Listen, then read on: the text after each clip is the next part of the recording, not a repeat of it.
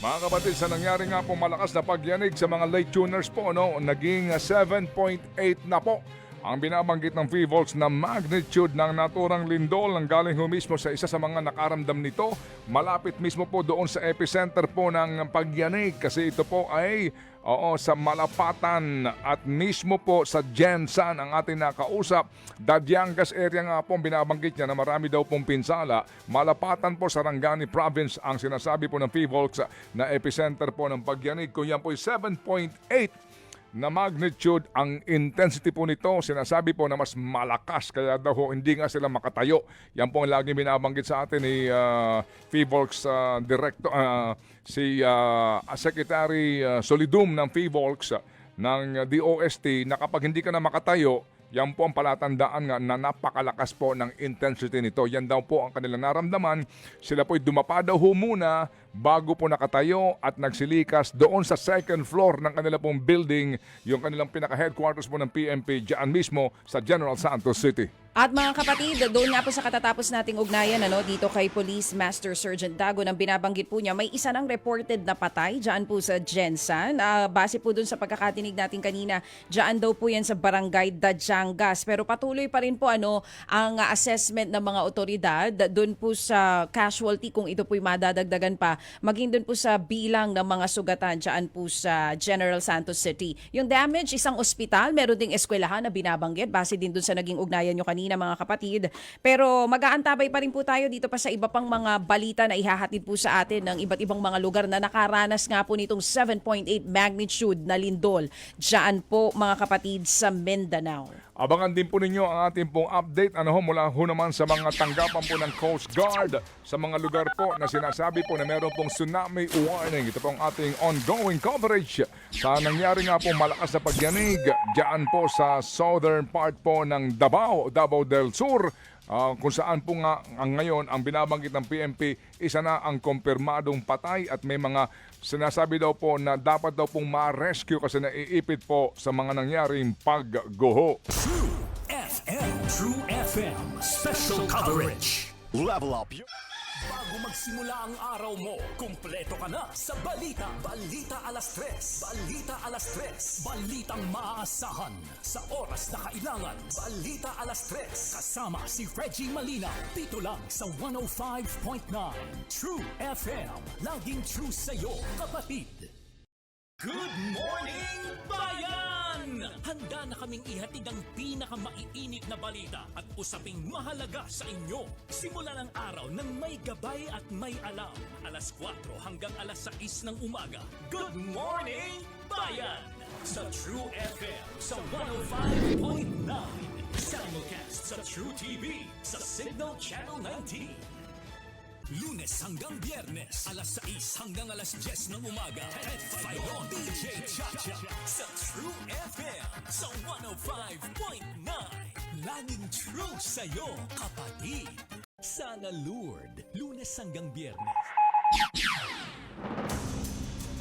Mga kapatid, maya-maya po may makakausap pa rin po tayo, hingi tayo ng update. Pero habang nag-aantay po tayo ng update, coastal areas pa rin po para sa mga kapatid po natin na patuloy na nararanasan po ang pagyanig. Kanina ang kwento ni Police Master Sergeant Dagon, 2 beses na daw po simula nung 7.0 magnitude na lindol na naitala nga po dyan sa Sarangani. Pero sa pinakahuling report, umabot na daw po ito sa 7.8 magnitude. Ang epicenter nito, mga kapatid, ay dyan nga po sa Malapatan in Sarangani. Ang kwento sa atin ng pulis na kausap po natin kanina, nakakadalawang aftershocks na daw po na malalakas pa rin. At ang komunikasyon din po dun sa area sa ating mga pulis ay medyo pahirapan dahil may mga gamit po na nasira. Nakapag-report din po siya na matindi po ang traffic sa ilang mga lugar dahil po sa nangyaring pagyanig dyan po sa General Santos City.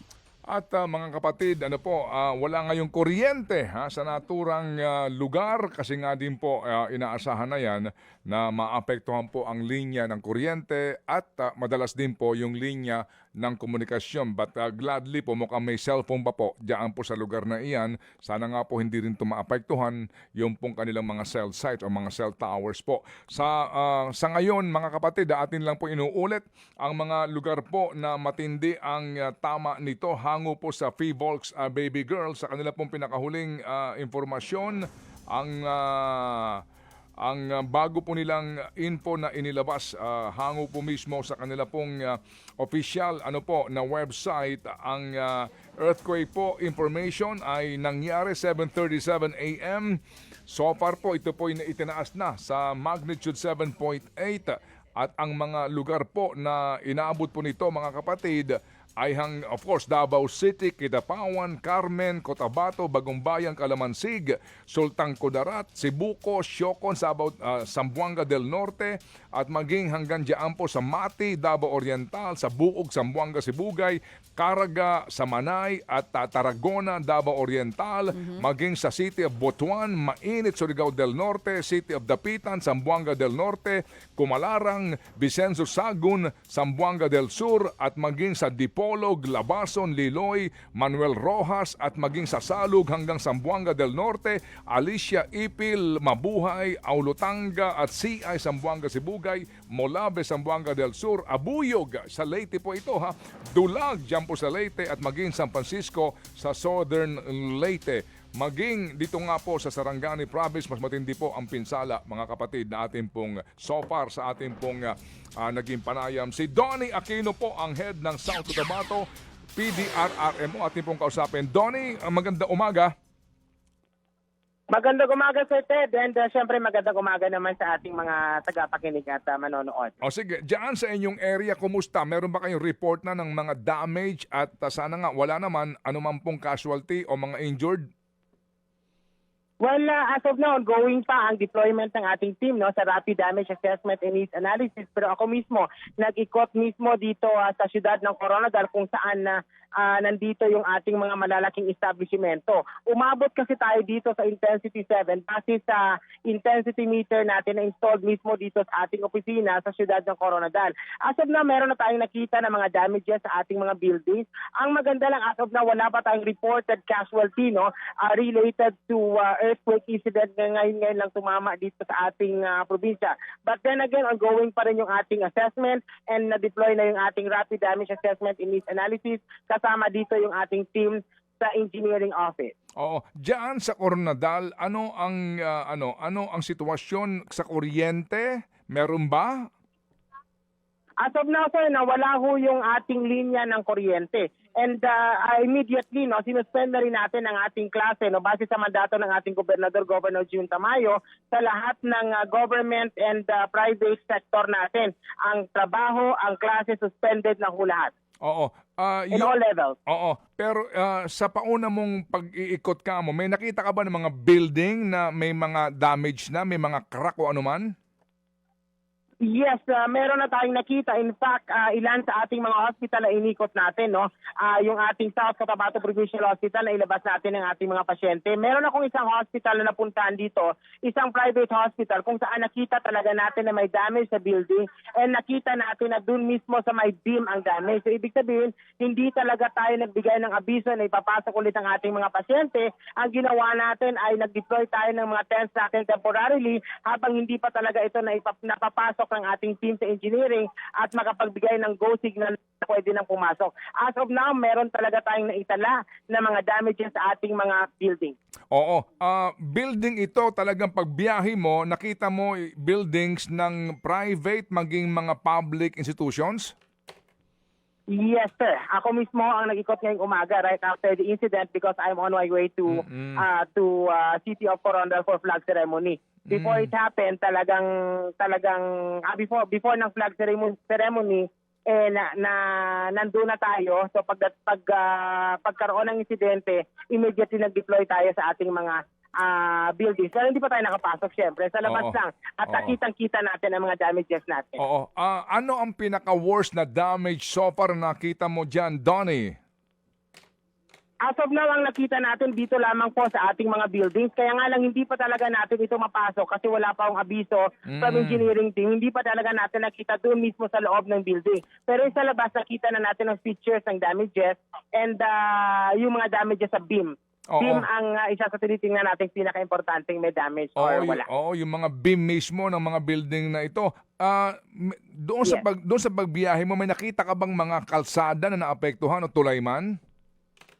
Sa ngayon, hindi ko nakita actually, but we have report, We have report na natanggap from our team sa ground na meron na tayong mga damages sa approach ng ating mga tulay. It's actually a national highway na tulay ho natin. And ngayon, pinapacheck pa natin yung ating mga provincial road and yung mga provincial na tulay natin na budgeted ng provincial government.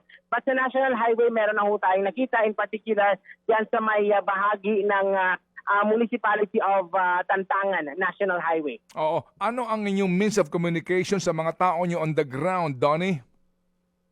As of now, no, established pa naman yung ating, kasi kanina medyo nawala yung signal natin.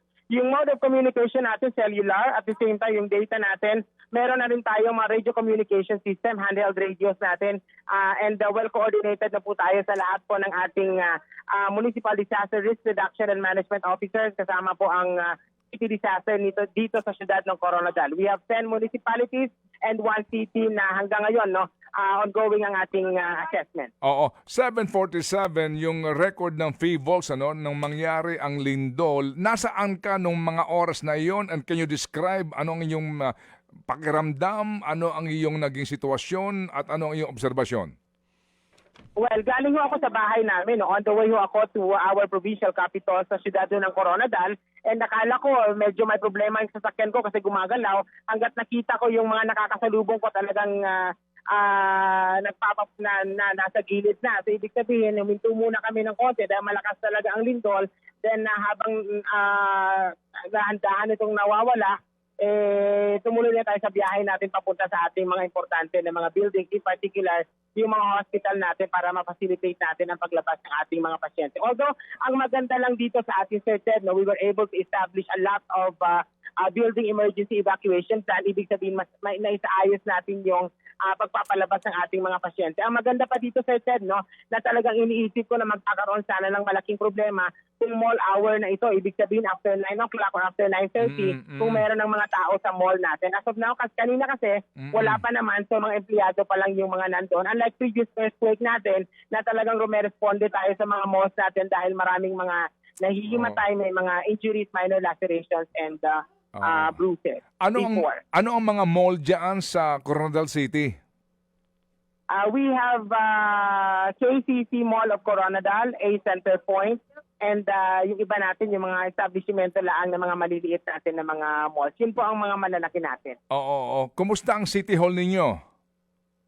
Ang City Hall natin, I think ongoing din ang assessment ng City Disaster Risk Reduction and Management office team nila. Kami naman dito sa Provincial Capital, siyempre, ongoing din ang assessment at pinalabas na ho namin yung aming mga empleyado para maka-giveaway po sa ating mga damage assessment team. Oo. Donnie, nagkaroon na ba tayo ng evacuation doon sa mga coastal areas natin kasi may tsunami warning of FIVOLS? Well, as of now, wala kaming coastal area na dagat, no, sa dagat. In fact, in General Santos Suyan, in South Cotabato, wala kaming mga coastal area. Sige. Okay, so Donnie, kung sakasakali, mga anong oras ka makapagbibigay na ng update doon sa report ng mga tauhan ninyo sa inyong jurisdiction, lalo na doon sa mga public infrastructure natin, mga ospital perhaps, no? Habang tayo po ay makikipag-ugnayan muna sa chairman din po ng Philippine Red Cross, mga kapatid, si former Senator Dick Gordon. Senator Dick, good morning, sir. Good morning, Ted. Long time no hear. Thank you for your time. May tanong na po si Chacha muna. Yes Go, po. Cha. Sir, kamusta po? Anong latest update na natatanggap niyo po sa Philippine Red Cross? Kaugnay po nitong naganap na 7.8 na lindol dyan po sa Sarangani.